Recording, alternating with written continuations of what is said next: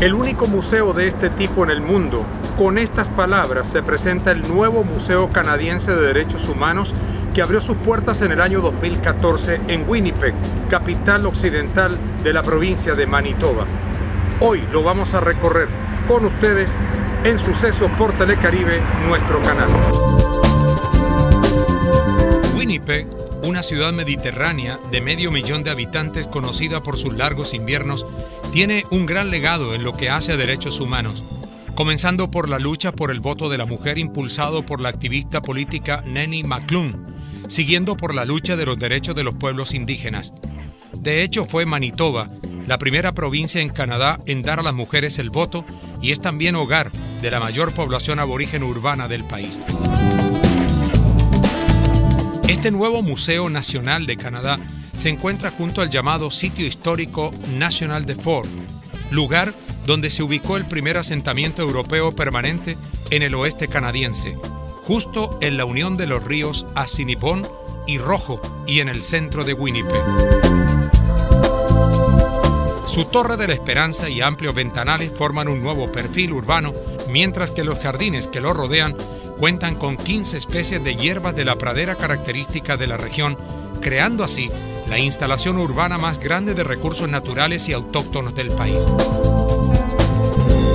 Con un costo de $351 millones, un proyecto conjunto de fondos públicos y privados ha ganado 4 premios de la Alianza Americana de Museos en Atlanta por sus kioscos interactivos, mesas, juegos y por la aplicación interactiva móvil, la primera de su tipo en el mundo. Sí, el Museo Canadiense para los Derechos Humanos fue diseñado por el arquitecto Antoine Prédock. Su diseño ganó una competición que fue abierta. Es un arquitecto de Nuevo México, de los Estados Unidos, y su diseño fue escogido porque es un diseño muy original y también por los diferentes mensajes, las diferentes ideas y los diferentes significados que se le han dado a los diferentes componentes de la arquitectura del museo. Cuando Antoine Prédock pensó en este diseño por primera vez, hizo un dibujo muy simple. En este dibujo, que en realidad cuando uno lo ve parece el dibujo de un niño de 5 años, primero dibujó un árbol. Entonces las raíces de este árbol representan el primer componente de la arquitectura del museo. Las raíces del árbol están alrededor de nosotros y representan nuestros vínculos o nuestros orígenes que se remontan a la tierra. La tierra ancestral en la cual está establecido este museo ha sido un lugar de reunión para grupos indígenas desde hace más de 6,000 años. El segundo componente que Antoine Prédock dibujó es una nube. La nube es esta parte del museo que está cubierta con ventanas. Hay 1,334 ventanas que cubren el lado sur del museo, y en la nube tenemos las oficinas del personal del museo. En esta sección tenemos oficinas para toda la gente, todos los departamentos que trabajan para el museo.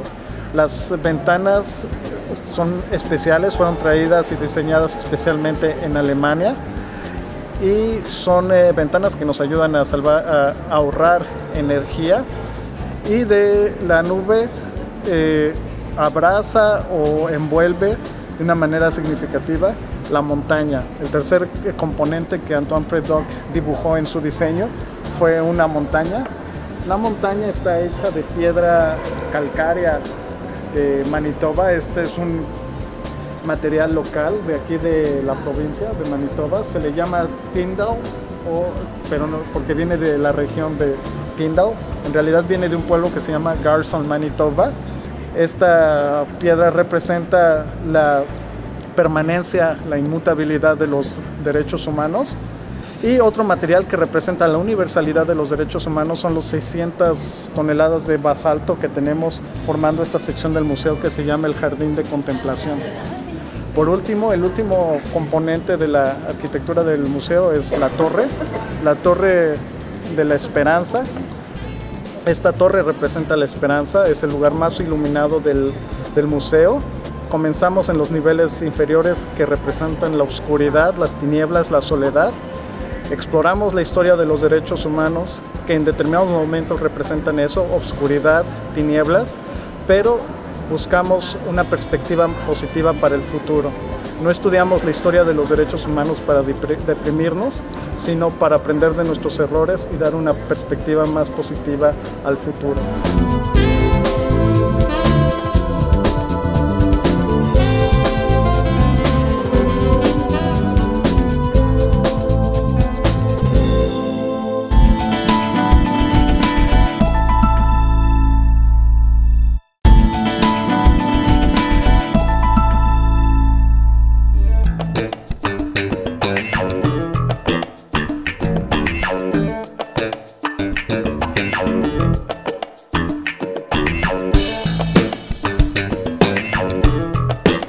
Casos sobre los derechos de las mujeres y episodios de violación, supervivencia y resistencia se pueden encontrar en la mayor parte de las exhibiciones, pero no están concentrados en una única ubicación.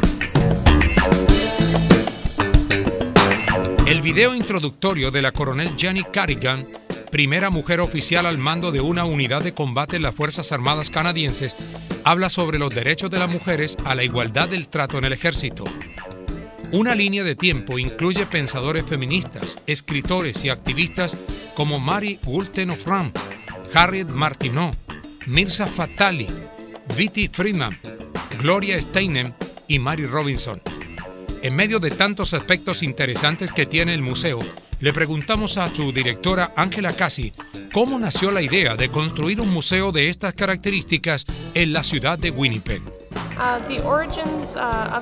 La idea de construir este museo nació originalmente de la visión, de la idea de un empresario de aquí de Winnipeg. Su nombre era Israel Asper, desafortunadamente él ya murió.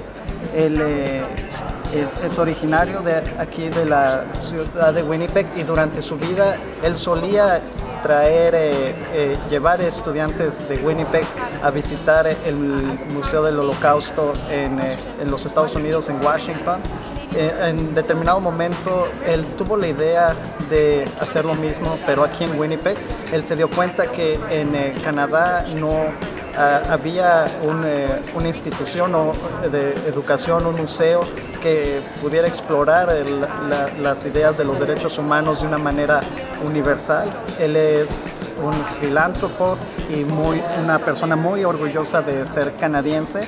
Entonces su idea nació por la necesidad de crear un espacio de diálogo, un espacio para conversar y explorar el tema de los derechos humanos.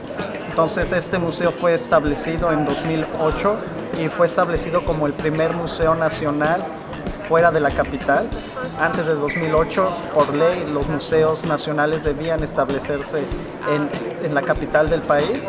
La ley se modificó y este fue el primer museo nacional en ser establecido fuera de la capital. Se estableció en 2008 y se terminó de construir y se abrió al público en 2014. Los indígenas de las primeras naciones de Manitoba son los canadienses que viven en las peores condiciones de vida, revelan documentos del gobierno federal. Informes internos del Ministerio de Asuntos Indígenas y de Desarrollo del Norte demuestran que los indígenas de Manitoba son los que más corren el riesgo de crecer en la pobreza, de abandonar la escuela, de depender de la ayuda social, de vivir en viviendas inapropiadas y de ser víctimas de violencia familiar. Su esperanza de vida es 8 años más corta que la de los otros manitobenses. Los 10 informes regionales consultados, que datan de 2012 a 2014, exponen las condiciones de vida deplorables en las reservas de la provincia de Manitoba. Al parecer, estas fueron las razones por las que el Museo de los Derechos Humanos tiene sede en Winnipeg.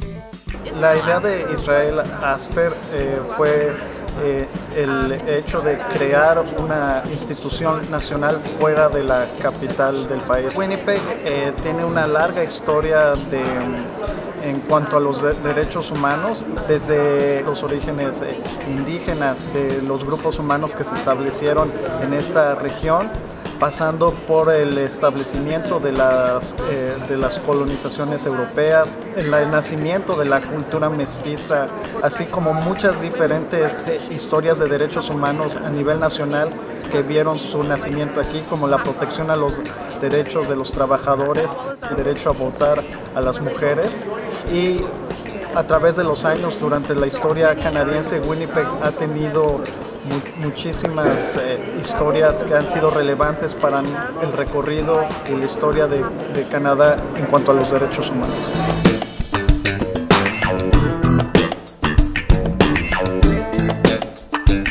Mientras que a nivel nacional 25% de los niños indígenas de Canadá viven en la pobreza, en Manitoba es 62% de los niños que viven bajo el umbral de la pobreza. La provincia tiene igualmente el más bajo índice de indígenas de las primeras naciones de Canadá que termina la escuela secundaria. La tasa de beneficiarios de la ayuda social es también una de las más elevadas de Canadá y en algunas comunidades 80% de la población depende de esta ayuda. Winnipeg no solo es la capital de la provincia de Manitoba, también es la capital del conflicto canadiense con sus nativos. Hay que explorar y estudiar la historia de esta relación histórica que se tiene entre pueblos indígenas y la corona británica. Aquí en Winnipeg nos encontramos en territorio del Tratado número 1. Los tratados entre la corona y los pueblos indígenas fue una manera en que esta relación evolucionó, y esta relación fue de reconocimiento de los derechos de los pueblos indígenas, como el derecho a cazar, el derecho a pescar, el derecho a tener acceso a la cultura, a la educación, a servicios médicos, y el derecho que se reconoció para ambas partes de compartir la tierra. Por otra parte, también explorar la historia de los pueblos indígenas y la relación que se tiene con la ciudad y con el gobierno de Canadá. Hay que puntualizar que Winnipeg cuenta con una población indígena bastante larga. Esto representa también que en Winnipeg, como en el resto de Canadá, han existido violaciones sistemáticas a los derechos humanos de los pueblos indígenas, pero es también de puntualizar que esta relación en tiempos modernos se está buscando renovar, se está buscando resarcir. Hay un proceso de reconciliación que está en movimiento. Winnipeg es sede de la Comisión de Verdad y Reconciliación. Entonces sí, han existido violaciones a los derechos humanos y hay muchos desafíos, pero estos desafíos se están buscando resarcir, y hay mucho liderazgo indígena que buscan crear y renovar esta relación entre Canadá y los pueblos indígenas. Ahora,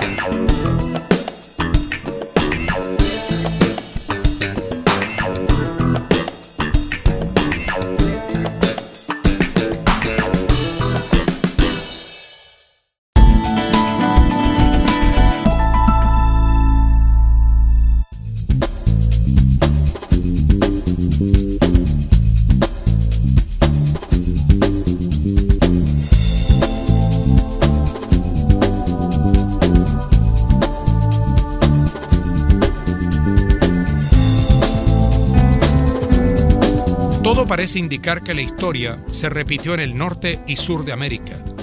Las historias que se cuentan son las mismas: deplorables condiciones para los indígenas frente a los colonizadores, y luego el enfrentamiento con terratenientes que los quieren despojar de sus propiedades ancestrales. El contenido específico que se tiene en el museo se tiene en una galería que se llama Examinar el Holocausto. Tenemos estaciones que le llamamos las estaciones de Lemkin, porque ahí se estudia el origen de la palabra genocidio, del crimen de genocidio. Hay diferentes ejemplos que Raphael Lemkin da de eventos que en el pasado representaron la destrucción sistemática de grupos humanos. Otro de los ejemplos es la colonización en Latinoamérica a través de las invasiones y la conquista española de diferentes tierras. Es otro de los ejemplos que Raphael Lemkin usa para representar la destrucción física, la destrucción cultural de los pueblos, para dar un entendimiento a lo que es el crimen de genocidio.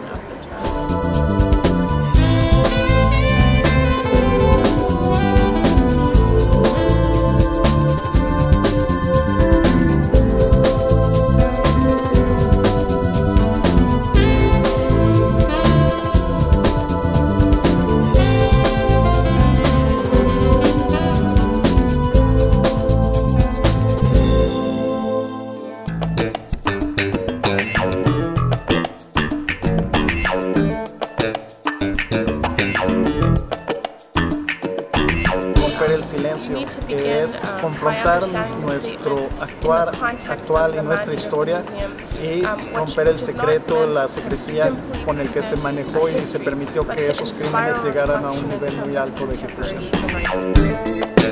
Para dar un enfoque particular a este proceso de paz que está pasando en Colombia, el museo adopta para esta y para muchos otros acontecimientos específicos en diferentes regiones una perspectiva amplia, universal, la perspectiva universal que da la Declaración Universal de los Derechos Humanos.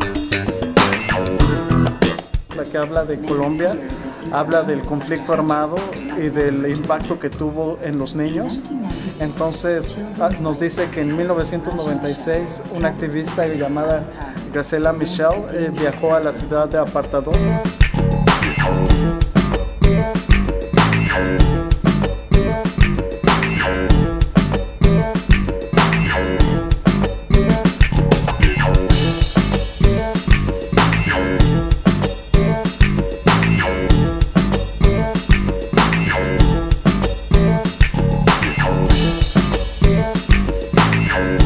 Rompiendo el silencio es la forma en que los ucranianos han hecho esfuerzos para dar a conocer este genocidio que fue guardado en secreto durante muchos años.